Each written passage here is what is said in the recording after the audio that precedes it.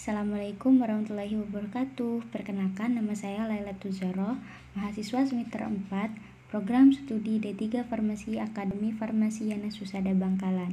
Di sini saya akan menjelaskan tentang manajemen farmasi.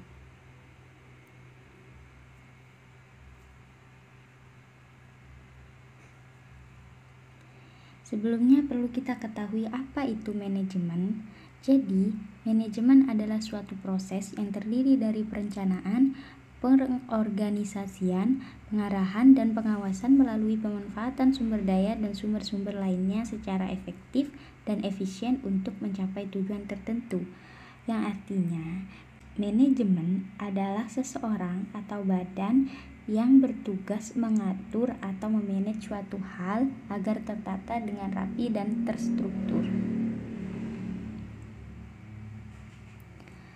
Apa sih pentingnya manajemen dalam bidang farmasi, atau kenapa sih kita harus belajar manajemen di dalam jurusan farmasi? Jadi, obat merupakan bagian dari hubungan antara pasien dan layanan kesehatan.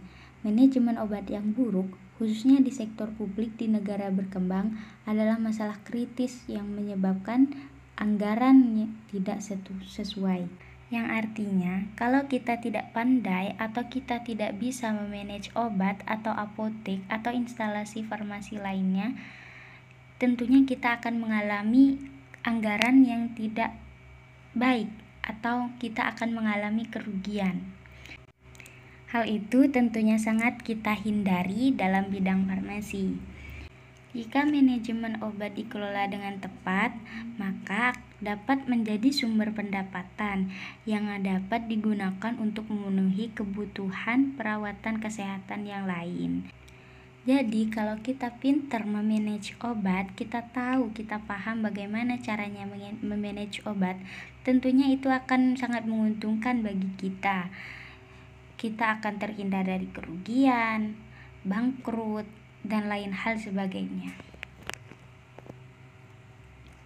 Selanjutnya, hal apa sih yang harus dilakukan dalam memilih obat? Yang pertama itu memilih obat yang terjangkau. Kalau kita mau buka apotek atau usaha farmasi, tentunya kita harus lihat dulu perekonomian masyarakat sekitar itu. Target kita orang yang mampu atau orang yang sederhana atau kalangan yang kurang. Jadi kita harus menyesuaikan di mana lokasi apotek kita itu berada. Selanjutnya, melihat penyakit yang sering timbul di masyarakat.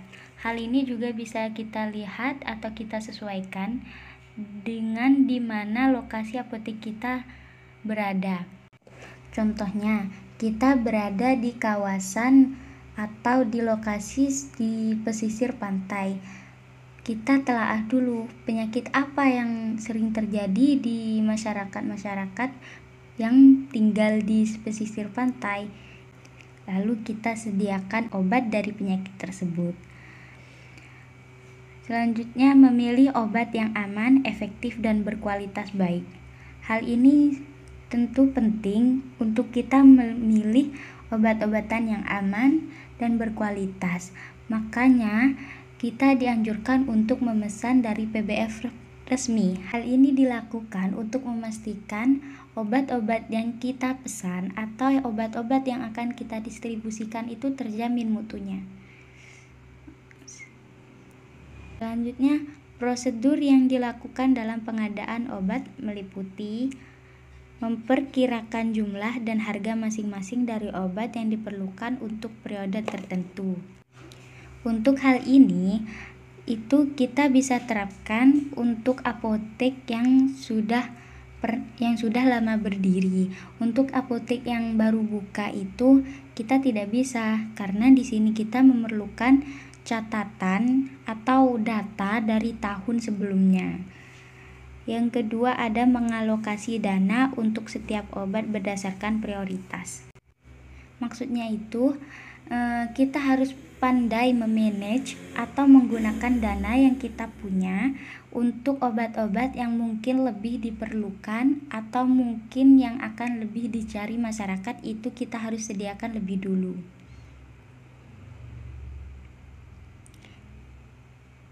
Di sini ada fungsi manajemen obat dilakukan dalam 4 fase utama, yaitu yang pertama itu ada pemilihan obat. Sudah dijelaskan tadi kalau kita harus memilih obat yang benar-benar berkualitas, yang akan lebih dibutuhkan oleh masyarakat sekitar sesuai target kita. Yang kedua ada penyimpanan obat. Di sini maksudnya kita harus tahu bagaimana cara penyimpanan dari masing-masing obat, seperti obat supo itu harus ditaruh di mana, suhunya berapa, untuk sirup itu stabil di suhu berapa, begitu. Jadi kita tidak bisa asal-asal menyimpan. Yang ketiga ada pengadaan obat. Maksud dari pengadaan obat di sini adalah itu bagaimana cara kita mendapatkan obat yang akan kita jual atau kita distribusikan, dan bagaimana cara kita memesan. Jadi seperti yang sudah saya katakan, bahwa kita memang sangat dianjurkan untuk memesan atau melakukan pengadaan obat itu pada PBF resmi farmasi, untuk menghindari hal-hal yang tidak diinginkan dan menjamin mutu obat yang akan kita jual. Yang keempat itu ada penggunaan obat secara rasional. Maksudnya di sini adalah bagaimana kita melakukan penjelasan kepada masyarakat atau bagaimana kontribusi kita kepada masyarakat untuk menjelaskan penggunaan obat-obat yang benar sesuai dengan dagu sibu. Hal ini ditujukan untuk menghindari penyalahgunaan obat-obat seperti obat-obat terlarang, mungkin overdosis dan lain sebagainya. Selanjutnya, manajemen obat dalam standar akreditasi versi 2012 terbagi dalam 7 standar MPO, yaitu yang pertama itu ada organisasi dan manajemen, yang kedua seleksi dan pengadaan, seperti yang tadi cara kita memesan dan mengadakan obat. Yang ketiga penyimpanan, bagaimana cara kita menyimpan sesuai dengan kriteria obat-obat tersebut. Yang keempat ada pemesanan dan pencatatan. Dalam farmasi tentunya setiap hal yang kita lakukan itu pasti ada pencatatannya. Yang kelima ada penyiapan dan penyaluran. Yang keenam ada pemberian. Pemberian di sini adalah cara kita KIE kepada pasien tentang penggunaan obat dan informasi terkait obat yang kita berikan kepada pasien. Yang terakhir ada pemantauan. Jadi kita sebagai farmasi tidak hanya bertugas untuk memberikan obat kepada pasien, tapi kita juga punya tugas untuk mengontrol atau memantau bagaimana pasien tersebut dengan mengkonsumsi obat yang kita berikan. Sekian dari saya, kurang lebihnya mohon maaf. Wassalamualaikum warahmatullahi wabarakatuh.